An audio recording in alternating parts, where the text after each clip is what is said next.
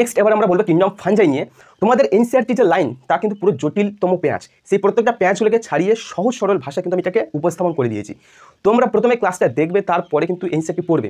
পড়ার পর যদি তোমাদের কাছে সহজ সরল যদি না মনে হয় তাহলে সে কমেন্ট করবে, আমি ইউটিউব ছাড়বো না, কিন্তু তোমরা কমেন্ট অবশ্যই করবে। যাই হোক, প্রথমে দেখো কিংডম যে ফাঞ্জাই আমরা কি বলছি, তোমাদের বাড়িতে যে অরেঞ্জ যে কমলা লেবু, সেই কমলা লেবু অনেক দিন ধরে রেখে দিলে পচে যায়।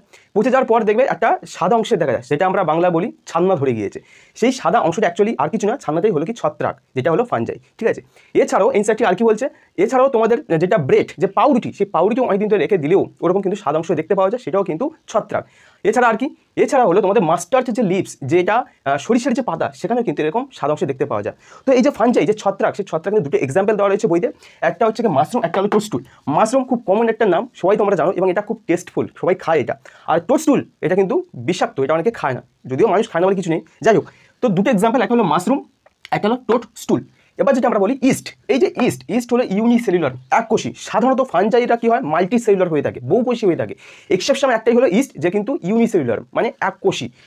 কি হয়, used to make bread and beer. এই ইস্টের দিয়ে তোমার পাউরুটি আর কি বিয়ার মদ তৈরিতে কাজে লাগে। ঠিক আছে, আর কি হুইট রাস্ট কজিং পাকসিনিয়া, যে হুইট রাস্ট যে গম যে মরিচা, সেই গমের মরিচা রোগ সৃষ্টির জন্য দায়ী হলো এই পাকসিনিয়া নামক ছত্রাকটি। ঠিক আছে, আর কি বলছে অ্যান্টিবায়োটিক্স পেনিসিলিয়াম। ঠিক আছে, অ্যান্টিবায়োটিক্সকে পেনিসিলিয়াম নামক ছত্রাক, তোমরা সবাই জানো, ছোটতে পড়ে এসেছো, আলেকজান্ডার ফ্লেমিং এই পেনিসিলিয়াম নোটিটা আবিষ্কার করেছে।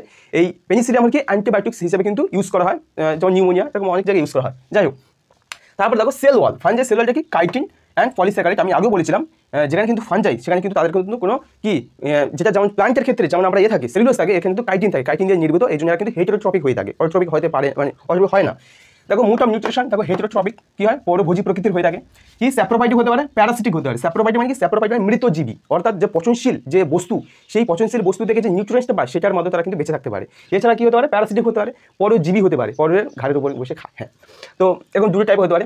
এবার যেটা আমরা বলছি সিম্বায়োন্স, ভালো করে বুঝবে, সিম্বায়োন্স হলো মিথ্যজীবী, মিথো, এটার হলো মিথো, বাংলা লিখে দিচ্ছি মিথোজীবী।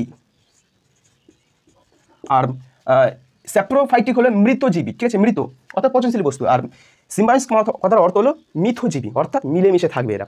কে মিলেমিশে থাকবে না, ছত্রাক। এই যে ফাঞ্জাই, ঠিক আছে, ফাঞ্জাই কী করবে, উইথ অ্যালগি, যখন শৈবালের সাথে যখন মিশে কী তৈরি করবে, অ্যাজ লাইকেনের রূপে গঠন করবে। ছত্রাক কী করবে, শৈবালের সাথে মিশে কী করবে, লাইকেন গঠন করবে। আর কার সাথে, আর কি করবে, এই যে ফাঞ্জাই কি করবে, with roots higher plants as mycorrhiza. আর কি করবে, যে হার যে প্লান্টস, সেই যে উন্নত যে উদ্ভিদ, তাদের কিন্তু যে শিকড় বা মূল, তাদের সাথে মিশে কি তৈরি করবে, মাইক্রোরাইজা গঠন করবে। ঠিক আছে, এবার আমরা বলছি ফাঞ্জাই, যেটা বেসিকটা আমরা বলছি, এখন কিন্তু আমরা তার যে ভাগগুলো সেটা আমরা পরে ডিসকাশন করবো। প্রথম বেসিকটা কি বলছে বইতে, ফাঞ্জাই আর ফিলামেন্টস এক্সেপ্ট ইস্ট। ফিলামেন্টাস কি, প্রত্যেকটা ফাঞ্জাই কিন্তু তারা সূত্রাকার গঠন করে। ফিলামেন্টাস মানে কি, সূত্রাকার গঠন আকার করে, এক্সেপ্ট হলো ইস্ট। কেন, ইস্ট হলে ইউনিসেলুলার, এক কোষী, আর প্রত্যেকটা ফাঞ্জাই কিন্তু মাল্টি সেলুলার, তারা বহু কোষী। ঠিক আছে, একমাত্র ইস্ট ছাড়া। আর ইস্ট ফিলামেন্টাস কিন্তু হয় না, এই জন্য এক্সেপশন। এটা নিট 2015 সালে কোশ্চেনটা পড়েছে, খুব ইম্পর্টেন্ট। আচ্ছা, ইস্টের কাজ আমি বলে দিয়েছি আগে, তাও লিখে দিয়েছি, ব্রেড তৈরিতে কাজে লাগে, আর কি বিয়ার তৈরিতে কাজে লাগে। এক্সাম্পল মাশরুম আর কি টোডস্টুল, ফাঞ্জাইয়ের এক্সাম্পল মাশরুম আর কি টোডস্টুল। আচ্ছা, এবার দেখো ভালো করে বুঝবে, এই সাইডটি জটের লাইন ভাই, সব ছাড়ানো নেবো। দেখো, body consist of long cylinder thread like structure called hyphae. যে বডি কনসিস্ট অফ লম্বা আর কি সিলিন্ডার সরু, ভালো দেখো, দেখো ছবিটা দেখো, লম্বা আর কি সরু, আর কি থ্রেড লাইক স্ট্রাকচার, সুতোর মতো দেখতে হয়, একে আমরা কি বলবো, হাইফি বলবো। ছবিটা ভালো লক্ষ্য রাখো, লম্বা সরু আর কি সুতোর আকারে দেখতে, এটাকে আমরা কি বলবো, হাইফি বলবো। এটা কিন্তু কি বলছে না, যে এই যে ফাঞ্জাই, তার ফাঞ্জার কিন্তু বডিটা বলছে, তাদের দেখতে ঠিক এরকম হয়, এবং তাকে আমরা কি বলবো, হাইফি বলবো। আচ্ছা, তারপরে দেখো নেটওয়ার্ক অফ হাইফি, এই যে hyphae, network of hyphae is mycelium. এই যে নেটওয়ার্ক, এই যে জালকের মতো যে অংশ, পুরো যে হাইপি, একটা হাইপি, একটা হাইপি, একটা হাইপি, একটা হাইপি, এই অনেকগুলো হাইপি যে নেটওয়ার্ক তৈরি করছে, সেটাকে আমরা বলবো মাইসেলিয়াম, সেটাকে আমরা কি বলবো, মাইসেলিয়াম। ক্লিয়ার, এটা পড়েছিল নিট 2019 পড়েছিল, এই লাইনটা কোশ্চেনটা পড়েছিল। আচ্ছা, এই যে হাইপি কথা বলছে, হাইপি আবার দুটো টাইপের হয়ে থাকে, দু রকমের হয়ে থাকে। কীরকম হাইপি, একটা বলছে সিনোসাইটিক হয়, একটা কিন্তু সেপ্টেড বা ক্রস ওয়াল হয়। কীভাবে, ভালো করে ড্রয়িংটা দেখো, এই ড্রয়িং এরকম দেখতে হয় না, যদিও এটাও এরকম দেখতে হয় না, জাস্ট বোঝানোর সুবিধার্থে আমি এরকম একটা ইমাজিনিং একটা তৈরি করেছি ছবি। যাই হোক, ভালো দেখো, প্রথম হাইপি দুটো টাইপের হয়ে থাকে, একটা সিনোসাইটিক, একটা হলো সেপ্টেড অথবা ক্রস ওয়াল।